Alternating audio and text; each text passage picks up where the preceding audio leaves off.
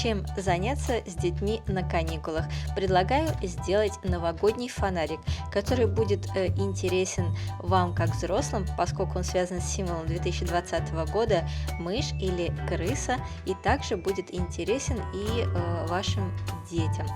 Я заранее нарисовала и подготовила образцы мышек в разных возможных их позициях. Пользуясь этими образцами, вы сможете легко создать любые сувениры для своего дома и интерьера, как бы сказать, украсив их этим самым символом 2020 года.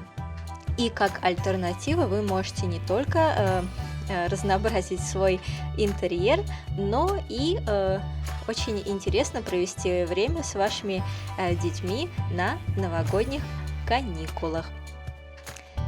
Теперь, что нам потребуется? Совершенно абсолютно обычный фонарик, бумажный фонарик, который можно приобрести в магазинах, где продают все для праздников и дней рождений. Как правило, такие фонарики имеют внутри инструкцию, как нужно их собирать. В общем-то, здесь ничего сложного нету. Он будет либо круглый, либо прямоугольный. Фонарик нужно будет расправить и затем всунуть в него железную форму той стороной, где у нее есть выпирающие краешки. Эти краешки вставляются в имеющиеся на фонарике кружочки, колечки, и главное, чтобы верхней стороной крючком это было вверх, чтобы его можно было подвесить, если вы захотите. Сегодня я буду пользоваться акрилом, а не как обычно минеральными красками, и буду пользоваться акриловой кисточкой, синтетической кисточкой с вот таким вот заостренным краешком. Я все сделала максимально просто, ничего сложного сегодня не будет. Нам нужно будет выдавить некоторое количество краски на любую форму. Я использую, например, та, что остается от овощей, когда вы их покупаете в магазине, и мы рисуем мышку. Я показываю на одной мышке образец, который у нас на листе сейчас сверху справа. Все очень просто.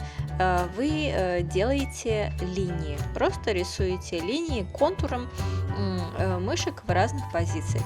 Все это сделано так для того, чтобы и вам было просто и интересно, и чтобы, если вы захотите, можно было так провести время с вашими детьми. Тогда они смогут овладеть кисточкой, то есть научиться ее держать и просто ощутить ее в руках, понять, что она такое есть, и рисовать простые линии. И при этом забавных и интересных мышек. У мышки самое интересное — это хвост, конечно же. И вот смотрите, что мы получаем. Я выбрала серебряный фонарик и на нем нарисовала золотой краской. Очень такая праздничная, соответствует новогоднему настроению. И все, что осталось сделать, это вот выбрать мышек в понравившихся нам позициях и также нанести их на фонарик по кругу. В общем-то, ничего сложного и, как говорится, интересно.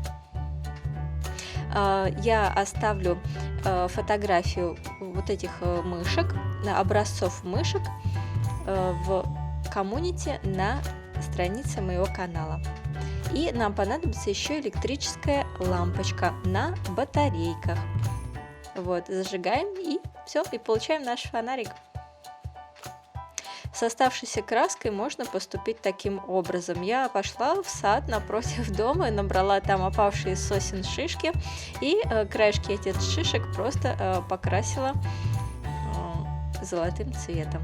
Получила тоже очень красивый такой элемент интерьера новогодний, для новогодних праздников.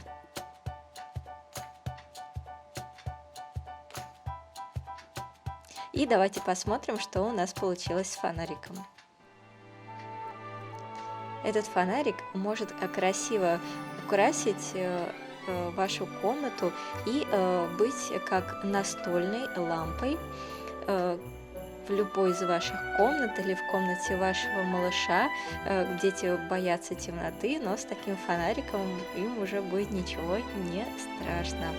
И тем более, если вы вместе нарисуете этих забавных мышат, они будут не только наполнять комнату теплом, но и их сердце воспоминаниями о том, как они провели время с мамой на зимних каникулах. Такое вот теплое новогоднее и рождественское настроение. Также этот фонарик можно использовать не только как настольную лампу, но если вы захотите, подвесить ее и как люстру, то есть вместо люстры. И нанести можно совершенно абсолютно разные орнаменты. Надеюсь, вам было интересно. Ставьте лайк и подписывайтесь. С Новым годом!